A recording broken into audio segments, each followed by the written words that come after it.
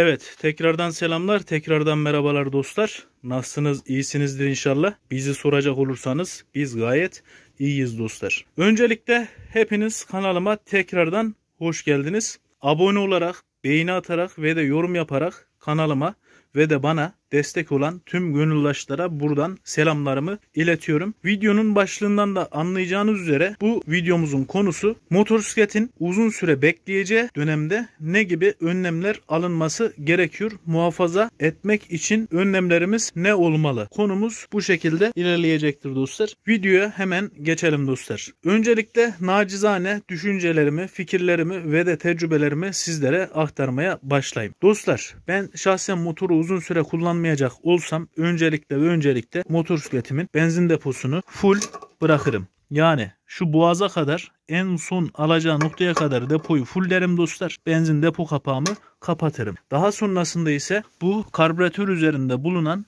vanayı kesinlikle kapatmam. Açık bir şekilde karbüratöre kadar benzin gitmesi gerekiyor dostlar. Benzin bu vanayı kapattıktan sonra, mesela şu şekilde kapattıktan sonra karbüratöre giren benzini kesiyoruz. Benzin deposuyla bu bölüme kadar, vanaya kadar benzin olur. Fakat bu vanadan sonraki karbüratörün içerisindeki benzin buharlaşıp uçucu bir madde olduğundan dolayısıyla uçarak karbüratörün tasının içinde benzin kalıntıları, tortuları kalacaktır. Yani benzinin oktanı düşeceğinden dolayısıyla karbüratörün içerisi biraz korozyona uğrayabilir.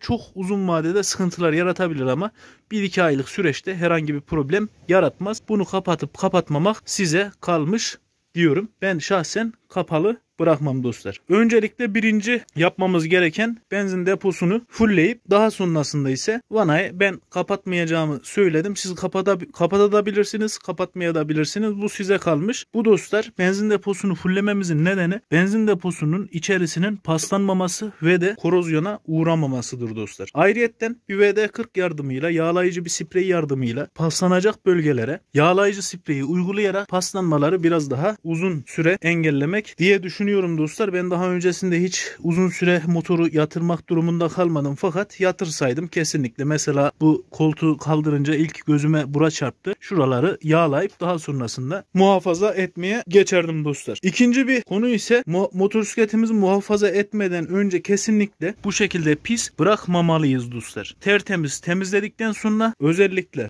kuruduktan sonra motosikletin tüm bölgeleri ondan sonra muhafaza edebiliriz. Kapalı alana saklayabilirsiniz. Ayrıyetten branda yardımıyla üstünü kapatabilirsiniz dostlar. Bu temizlik konusu da gerçekten önemli olduğunu düşünüyorum. Çünkü bu çamur, tortu vesaire havadaki nemi çekeceğinden dolayısıyla paslanmalara, korozyona, boyalarda kalkmaya vesaire yol açacaktır dostlar. Motosikleti orta ayağa alıp bu şekilde dengede tutmaya çalışmak dostlar. Şöyle söyleyeyim, mesela ön tekerimiz yerden kesik fakat arka tekerimiz yerden kesik değil. Şu şekilde hafif kaldırdığım zaman kesiliyor. Ön tekerin altına ufak bir tahta parçası yerleştiririz. Arka tekerin altına da ufak bir tahta parçası yerleştirip tekerleri de bu şekilde korumaya alabiliriz dostlar. Karton olur. 2-3 kat karton da koyabilirsiniz. Tahta parçası da koyabilirsiniz. Daha sonrasında ise dostlar, zincirimizi kesinlikle yağlayalım. Yağladıktan sonra uzun süre beklemeye bırakalım. Neden diye soracak olursanız, zincir metal olduğundan dolayısıyla paslanmaya daha çok meyilli olan parçalar arasındadır dostlar. 3-4 ay kullanmayacaksanız kesinlikle zincirinizi yağlayın. Yağlı bir vaziyette motorunuzu kenara çekebilirsiniz dostlar. Ayrıyetten motosikletinizin akü bağlantılarını sökmenizi ben tavsiye ederim. Şahsen ben uzun süre kullanmayacak olursam dostlar, motorumda herhangi bir kaçak vesaire kesinlikle söz konusu değil. Motor 20 günde yatsa tek marşta çalışan bir motor, fakat ben ortalama 1 ay 1,5 ay kullanmayacak olsam motoru veyahut da 2 ay kullanmayacak olsam akü bağlantılarını kesinlikle çıkartırdım. Aküyü de üstünde bırakırdım dostlar. Fakat ben içeride muhafaza edeceğimden dolayısıyla aküyü motorun üstünde bırakırdım. Siz dışarıda dış etkenlere maruz kalacak şekilde bırakacaksanız, branda altında vesaire, aküyü de çıkartıp evde muhafaza edebilirsiniz dostlar. Neden diye soracak olursanız, akülerin içindeki su kolay kolay donmaz fakat çok fazla soğuğa maruz kaldığı zaman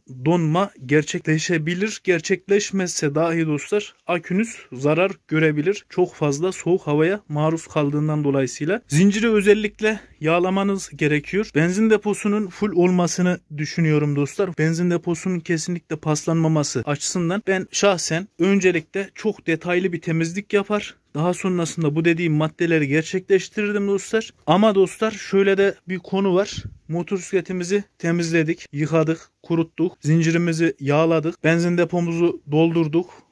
Ondan sonra akü kutup başını söktük. Fakat şu husus kalıyor.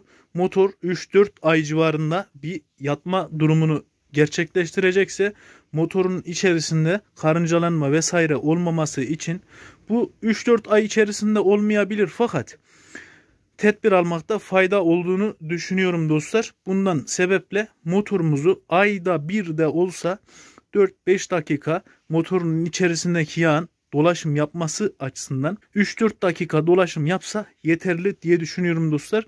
Neden diye soracak olursanız askerde her hafta silahların içi karıncalanma yapmaması için, metalin paslanmaması için her hafta temizlik yapılıyor dostlar. Yani uzun süre yatacak motorlarda kesinlikle ayda bir çalıştırmamız gerekiyor.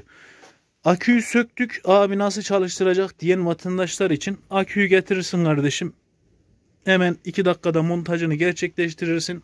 Mesela dışarıda muhafaza edecek, branda altında muhafaza edecek, apartmanın önünde muhafaza edecek arkadaşlar için söylüyorum. 2 dakika akünü takarsın. 3-4 dakika motoruna marş yapar çalıştırırsın.